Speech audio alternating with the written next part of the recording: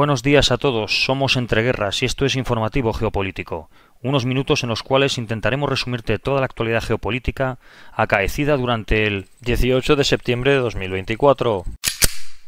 Aunque en Ucrania continúan los intensos combates, la situación ahora mismo está bastante estancada. En Kursk, las tropas rusas y las tropas ucranianas siguen enfrentándose en zonas clave, y en el este apenas ha habido avances por parte de las Fuerzas Armadas rusas. Ucrania habría atacado esta madrugada con drones la instalación militar rusa de Toropets en la región de Tver. Esto habría sido confirmado tanto con pruebas visuales como por NASA Firms, donde se destacan claros indicios de fuegos activos. Cada almacén contaría con una capacidad de hasta 240 toneladas. Muchos civiles han sido evacuados de la zona y a lo largo del día se han empezado a expresar dudas sobre si lo que atacó la base fueron drones o si algún misil de crucero también estaría implicado en el ataque. Según dijo el portavoz del Departamento de Estado de Estados Unidos, Matthew Miller, el secretario de Estado de Estados Unidos, Anthony Blinken, fue informado la semana pasada durante su viaje a Kiev sobre elementos de un plan ucraniano para presionar a Rusia a poner fin a la guerra.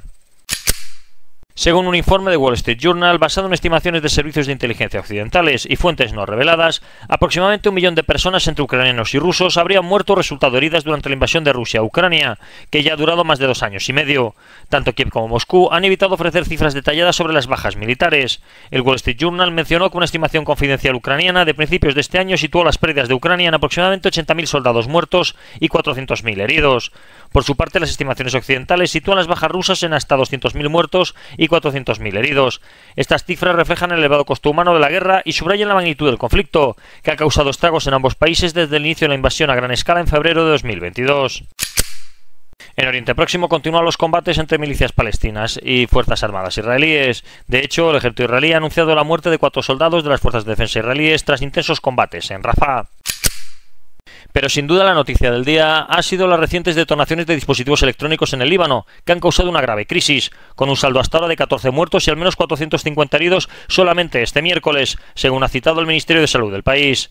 Estos incidentes siguen a las explosiones de miles de Vipers o Buscas utilizados por el grupo armado Hezbollah, que el día anterior provocaron alrededor de 3.000 heridos y más de una decena de muertos. La Agencia Estatal Nacional de Noticias del Líbano informó sobre nuevas explosiones en la ciudad de Somar, ubicada en el Valle de la Bekaa, donde al menos 3 personas resultaron heridas. La mayoría de las víctimas sufrieron heridas en el rostro y las manos debido a la explosión de radios portátiles o walkie-talkies, según fuentes de seguridad citadas por Reuters. Se ha señalado que Hezbollah adquirió los dispositivos, tanto los Vipers como los walkie-talkies, hace 5 meses en un pedido conjunto.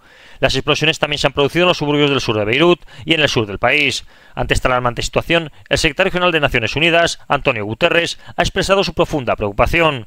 El origen y la causa exacta de las detonaciones siguen siendo investigados, mientras las autoridades buscan respuestas a esta crisis que está afectando a numerosas comunidades del país.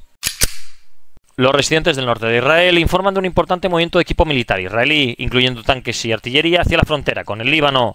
Por su parte, el ejército israelí ha declarado que mañana se realizará un ejercicio militar en la zona de la ciudad de Haifa, al norte del país, durante el cual se sentirá un animado movimiento de vehículos y de numerosas fuerzas de seguridad. El ejercicio, parece ser, ha sido planificado con anticipación como parte del plan de capacitación anual de las fuerzas de defensa israelíes para 2024, en colaboración con organismos de salud, y como parte de la preparación de las fuerzas de defensa israelíes para diversas amenazas en todos los frentes. La llamada Resistencia Islámica de Irak informa sobre la realización de un nuevo ataque con dron, en esta ocasión contra un objetivo en la ciudad israelí de Haifa.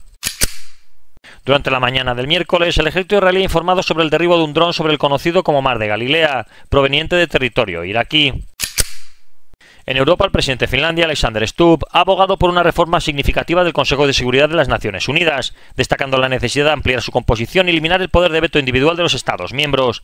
En una entrevista, Stubb propuso aumentar el número de miembros permanentes del Consejo de 5 a 10, sugiriendo que se incluyan representantes más de América Latina, 2 de África y 2 de Asia. Stubb también señaló que ningún Estado debería tener el poder de veto en el Consejo de Seguridad, en un esfuerzo por hacerlo más equitativo y representativo.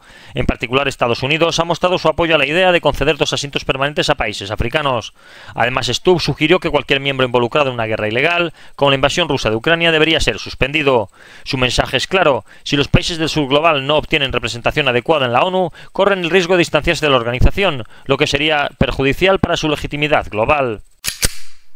La Unión Europea ha comenzado el proceso para recuperar cientos de millones de euros destinados a Hungría debido a la negativa del gobierno húngaro a pagar una multa significativa por incumplir las normas de asilo del bloque. La Comisión Europea, brazo ejecutivo de la Unión, informó que Hungría no ha pagado ni ha proporcionado información sobre sus intenciones con respecto a la multa.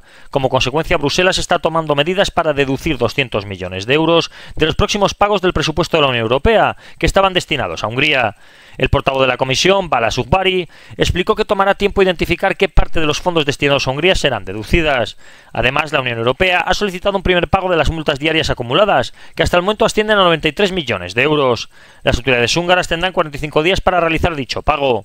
Este conflicto se suma a las tensiones entre la Unión Europea y el gobierno húngaro, que ha sido criticado por su postura en temas como inmigración y el Estado de Derecho. El Servicio de Seguridad Nacional de Armenia ha revelado un complot para llevar a cabo un golpe de Estado en el país, supuestamente con vínculos en Rusia, según informó la agencia armenia News.am. Las autoridades afirman que al menos 5 ciudadanos armenios y 2 residentes de Nagorno-Karabaj estaban implicados en la conspiración. Estos presuntos conspiradores habrían reclutado a otros armenios y residentes de Nagorno-Karabaj, prometiéndoles un pago mensual de 2.150 euros, a cambio de su participación en el derrocamiento del gobierno del primer ministro Nikol Pashinyan. Los reclutas fueron enviados a un campamento en Rostov del Don, en el sur de Rusia, donde recibieron entrenamiento en armamento pesado y combate cuerpo a cuerpo durante 3 meses.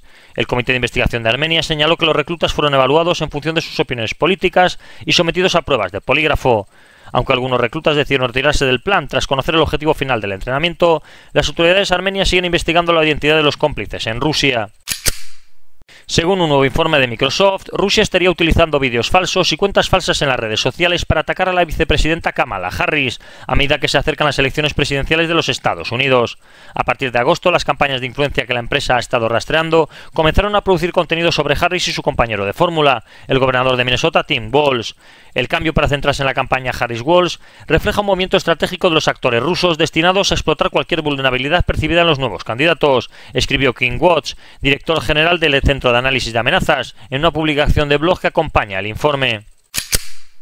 En Asia, la Fuerza Aérea de Estados Unidos está revitalizando un antiguo aeródromo en la remota isla de Tinian, en las Islas Marianas del Norte, como parte de los preparativos ante una posible confrontación futura con China. Este aeródromo, conocido como Northfield, fue crucial para el esfuerzo militar estadounidense en la Segunda Guerra Mundial y ahora está siendo recuperado en el contexto de la Iniciativa de Disuasión del Pacífico del Pentágono. Tinian, ubicada cerca de Guam, es parte de un territorio estratégico en el Pacífico Occidental que forma una de las fronteras más occidentales de Estados Unidos. Los planes incluyen la creación de instalaciones para reabastecimiento de combustible, despegues, aterrizajes y estacionamiento de aeronaves. Las imágenes satelitales capturadas por la Agencia Espacial Europea muestran el progreso de la limpieza de las pistas y otras infraestructuras del aeródromo. Estos esfuerzos son una señal de que Estados Unidos está fortaleciendo su presencia militar en la región del Indo-Pacífico, buscando disuadir a China mediante una preparación multidominio que abarca operaciones aéreas y otras capacidades estratégicas. El equipo militar australiano, que ha quedado fuera de servicio, el cual es muy solicitado por Ucrania para ayudar en su lucha contra las fuerzas rusas, está siendo vendido en sitios web de subastas recreativas, lo que ha provocado indignación entre la comunidad ucraniana en Australia. Esta situación ha generado demandas de revisión de las políticas de eliminación de equipos militares por parte de las fuerzas de defensa australianas y una solicitud para que estos equipos sean transferidos a Ucrania. En África, la milicia Fano de Amhara ha capturado Gondar, una de las ciudades más grandes de Etiopía. Vídeos publicados en las redes sociales muestran a los milicianos de Fano caminando sin oposición por las calles de Gondar, lo que indica que han tomado el control de la ciudad. Gondar es una ciudad histórica con cerca de 450.000 habitantes y representa una pérdida significativa tanto estratégica como simbólica para el gobierno etíope. La toma de Gondar por parte de Fano marca una de las derrotas más graves que el gobierno etíope ha sufrido en los últimos años, destacando la creciente fuerza de la milicia y la instabilidad en la región de Amhara. Este desarrollo resalta el aumento del conflicto y la agitación en Etiopía, particularmente con la milicia Fano, que ha estado en creciente confrontación con el gobierno federal por cuestiones de autonomía, defensa regional y la percepción de la marginalidad. Y esto ha sido todo por hoy. Si queréis profundizar en las noticias que hemos comentado, leer alguna de ellas o visualizar diferentes vídeos de actualidad, os recordamos que estamos en la aplicación Telegram, con nombre de usuario @entre_guerras. Que tengan un buen día y recuerden el main.